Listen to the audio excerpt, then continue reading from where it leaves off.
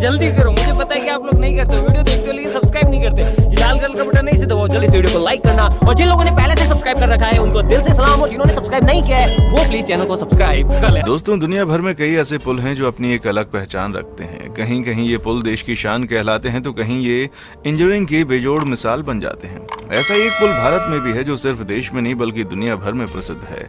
और हैरानी की बात तो यह है कि इस विश्व प्रसिद्ध पुल का आज तक उद्घाटन भी नहीं हुआ है। जी हाँ दोस्तों, हम बात कर रहे हैं कोलकाता के हावड़ा ब्रिज की, जो हमेशा से कोलकाता की पहचान रहा है।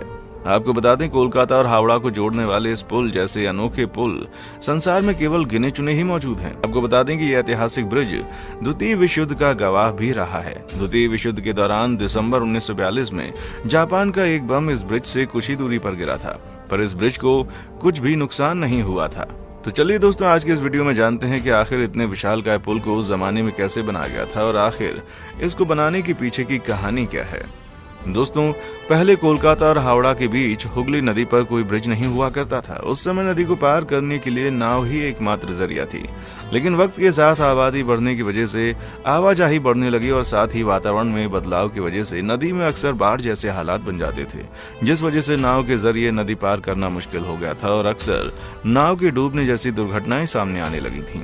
दूसरी वजह यह भी थी कि उस समय अंग्रेज सरकार पूरे बंगाल में अपना मजबूत प्रभाव डालना चाहती थी, इसीलिए उसे हर महत्वपूर्ण जगह पहुंचने के लिए अच्छा ट्रांसपोर्ट सिस्टम चाहिए था। इन सब जरूरतों को देखते हुए बंगाल सरकार की ओर से वर्ष 1871 में हावड़ा ब्रिज अधिनियम पारित किया गया और फिर इस अधिनियम के पारित होने के बाद वर्ष 1874 में सर ब्रैडफोर्ड लेस्ली ने नदी पर पीपे के पुल का निर्माण कराया था। दोस्तों, पीपा एक किस्म के लोहे या लकड़ी का बना बड़े बड़े कनस्तरों को कहा जाता है, जिसका अक्सर पुल बनाने में काम में उपयोग लिया जाता है। आपको बता दें, साल 1874 में इस पुल को बनाने में 22 लाख रुपए की लागत आई थी, जिसकी लंबाई 1528 फीट और चौड़ाई 62 फीट थी। इस पुल के बन जाने के बाद लोगों को यात्रा करने में काफी आसानी हो गई थी और फिर समय के साथ साथ देश में रेल का नेटवर्क भी तेजी से फैल रहा था, जिसके चलते तकरीबन 32 साल बाद साल 1906 में हावड़ा में भी रेलवे स्टेशन का निर्माण कराया गया। अब इस रेलवे स्टेशन के बनने के बाद दूर दूर से लोग यहाँ पर यात्रा के लिए आने लगे, जिस वजह से अगले कुछ सालों में इस पुल से धीरे धीरे ट्रैफिक और लोगों की आवाजाही बढ़ने लगी। तब बंगाल सरकार द्वारा इस पुल की जगह एक फ्लोटिंग ब्रिज यानी तैरता हुआ पुल बनाने का फैसला किया गया। लेकिन दोस्तों, अगले कुछ ही साल के बाद विश्व के कई देशों में आपसी तनाव देखने को मिलने लगा। नतीजतन ये तनाव विश्व युद्ध में बदल गया और आप जानती हैं कि इंग्लैंड दोनों ही विश्व युद्ध में युद्ध के केंद्र बिंदुओं में से एक रहा है और इसी वजह से इस पुल को बनाने का कार्य टाल दिया गया, क्योंकि भारत में शासित अंग्रेज सरकार अपना पूरा ध्यान विश्व युद्ध में लगा रही थी।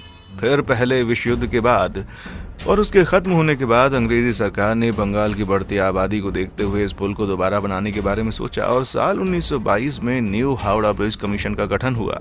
और फिर बंगाल सरकार द्वारा साल 1921 में सर R.N. मुखर्जी के नेतृत्व में इंजीनियर्स की एक टीम को मुखर्जी समिति के रूप में करार दिया गया। इनकी जिम्मेदारी थी एक ऐसा पुल बनाया जाए जिसमें लागत भी कम हो और इसके बनने की वजह से नदी से गुजरने वाले जहाजों को भी दिक्कत न हो।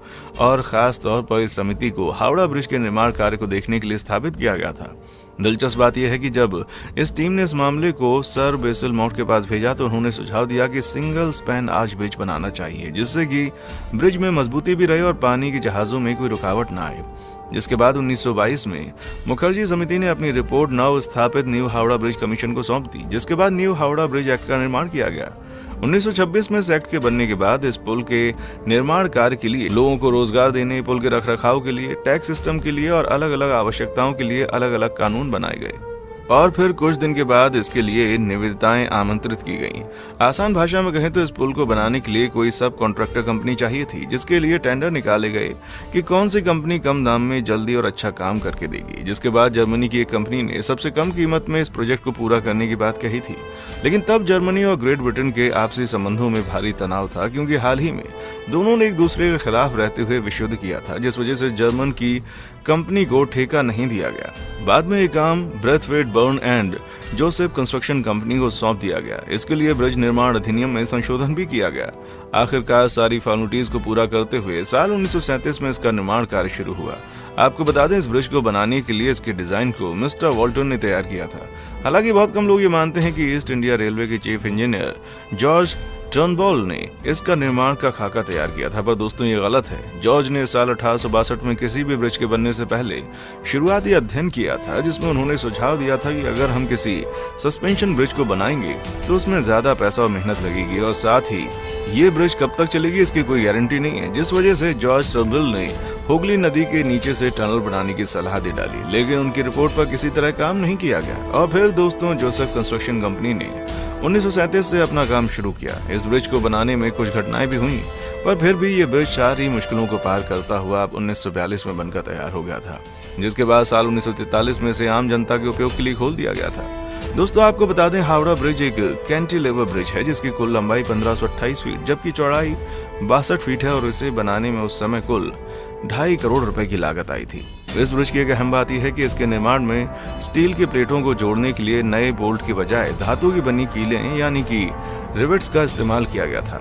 इस कैंटिलीवर ब्रिज को बनाने में 26.5 हजार टन स्टील इस्तेमाल किया गया था, जिसमें से 23.5 हजार टन स्टील की सप्लाई टाटा स्टील ने अकेले की थी। उस समय से ये दुनिया में अपनी तरह का तीसरा सबसे लंबा ब्रिज था। आपको बता दें, इस ब्रिज की सबसे बड़ी खासियत यह है कि ये ब्रिज नदी के दोनों किनारों पर बने 280 फीट ऊंचे 2 खंभों पर टिका है। इस ब्रिज में कहीं भी बीच नदी में कोई भी पावा नहीं बनाया गया है, क्योंकि उस समय बंगाल से ज्यादातर व्यापार पानी के रास्तों से होता था और हुगली नदी से भी बहुत जहाज गुजरते थे। इन जहाजों के सफर में कोई बाधा न हो इसलिए ऐसे पुल का निर्माण किया गया।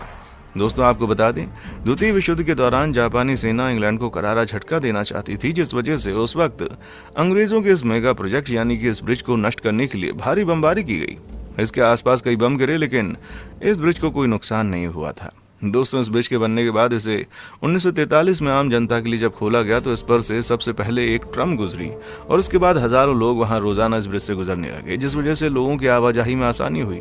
लेकिन फिर वक्त के साथ इस ब्रिज पर इतने ज्यादा वाहन हो गए कि इस ब्रिज पर लोड बढ़ने लगा, जिस वजह से 1993 में ट्रैफिक हद से ज्यादा बढ़ जाने पर ब्रिज पर ज्यादा भार न पड़े, इसलिए ट्रमों की आवाजाही बंद कर दी गई। दोस्तों ये ब्रिज पिछले कुछ दशकों के दौरान कई हादसों और तकनीकी समस्याओं का शिकार भी रहा है। आपको बता दें कि साल 2005 में एमवी मडी नामक एक मालवाहक जहाज का मस्तूल इस ब्रिज के ढांचे में फंस गया था। इसके ढांचे को काफी नुकसान हुआ। उस नुकसान की मरम्मत के लिए कोलकाता पोर्ट ट्रस्ट ने इस ब्रिज के निर्माण के दौरान सलाहकार रहे इंग्लैंड के रैंडल पाल्मर एंड ट्रूटान लिमिटेड से भी सहायता ली थी। फिर पोर्ट ट्रस्ट को वर्ष 2011 के दौरान एक अजीब समस्या से जूझना पड़ा था। आपको बता दें, तब एक अध्ययन से ये बात सामने आई थी कि तंबाकू थूकने की वजह से ब्रिज के पायों की मोटाई कम हो रही है। वो तंबाकू की वजह से गल रहे थे। तब स्टील के पायों को नीचे से फाइबर ग्लास से ढक दिया गया था। तो दोस्तों ये थी कलकत्ता के मशहूर हावड़ा पुल की कहानी। हमारे चैनल को लाइक शेयर और सब्सक्राइब जरूर करें और वीडियो पसंद आई है तो कमेंट सेक्शन में आकर अपने सुझाव हमें दें। देखने के लिए शुक्रिया।